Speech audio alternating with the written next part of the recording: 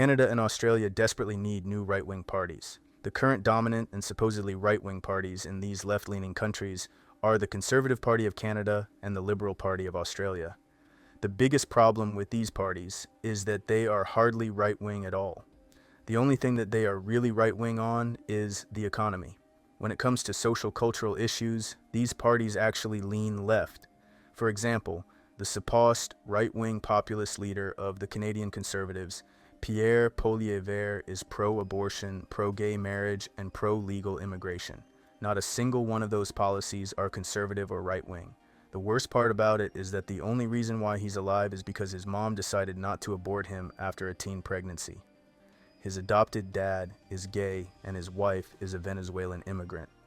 Despite all this, the Canadian media portrays Pierre Poilievre as a far-right Trumpian populist who is making the Canadian Conservatives more right-wing than the Canadian Liberals are left-wing. Obviously, anyone with an IQ above 95 knows that this isn't true. Poilievre and the Conservatives are anything but far-right, and I'd even argue that they are barely even right-wing, period. The Conservatives are a center to center-right party at best, being pro-LGB without the T and being against hardcore drugs, but perfectly fine with softcore drugs, is no different of an opinion than the average moderate Canadian Liberal. Speaking of Liberals, the Australian right aren't doing so hot either.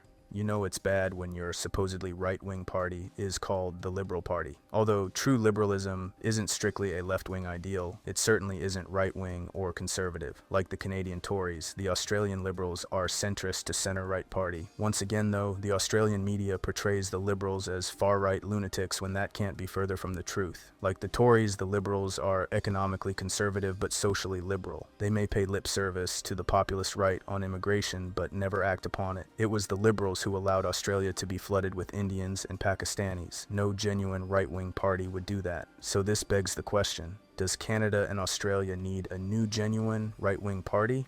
We see in the United Kingdom how their Conservative Party has failed on a number of issues ranging from mass migration to cracking down on free speech.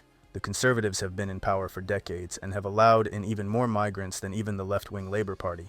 Former quote-unquote Conservative Prime Minister of Britain, Boris Johnson, let in more immigrants in 3 years than Tony Blair did in 10. Not to mention all the DEI appointments in conservative leadership positions like Indian Rishi Sunak and black woman Kemi Badenoch. Because of years of failure from the British Conservatives, many Tories defected to the newly formed right-wing Populist Reform UK party, led by disillusioned nationalist Nigel Farage. Reform UK is now the most popular right-wing party in the country and is projected to win the next UK general elections.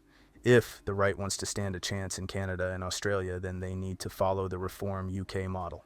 The Canadian Conservatives and the Australian Liberals are useless uniparties that uphold the establishment centre. In order to destroy the establishment centre, the right wing must be reformed and reconstructed into a genuine right-wing movement. No more pandering to legal Indian immigrants and feminists. No more pro-LGB without the T. This is how the right wins, by actually being right-wing. I think starting a new party in Canada is probably the way to go, rather than infiltrating and reforming the Conservative Party.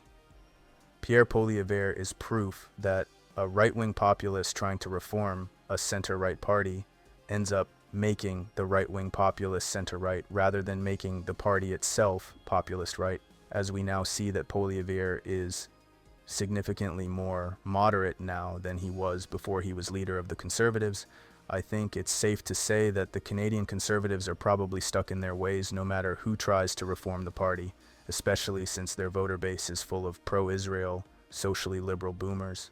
As for the People's Party of Canada, this is a party that definitely has room for reformation. As of now, it's still not a perfect party, being squishy on abortion and LGBT issues. But they are significantly better than the Canadian Tories on immigration, that's for sure. For a Canadian party in a country that is super liberal, this party isn't completely terrible. If a new genuine right-wing populist party isn't created entirely, then I think reforming and rebranding the People's Party of Canada is the way to go for now. And once the Overton window shifts to the right, then you can actually start implementing genuine right-wing policy. No more of this centrist nonsense that we see from the Conservatives. As for Australia, there's also no hope for the Australian Liberals. They aren't willing to do what it takes to win, and they are as unpopular as ever in the eyes of both the left and right. I don't think Australia needs to create a new party. nor do I think that they need to do too much reforming to regain ground in the country. That's where the Australian One Nation Party comes in. Falsely accused of being far right, One Nation is actually a socially conservative party that is actually hardline on immigration and critical of other issues such as LGBT and abortion. With a little reforming, this party could permanently destroy and overtake the Liberals as the dominant right-wing party of Australia. I'm significantly more optimistic about Australia's One Nation Party than I am about the People's Party of Canada, but I'm still hopeful that they both succeed and do well to revive the right in Canada and Australia, just like how Reform UK did in Britain.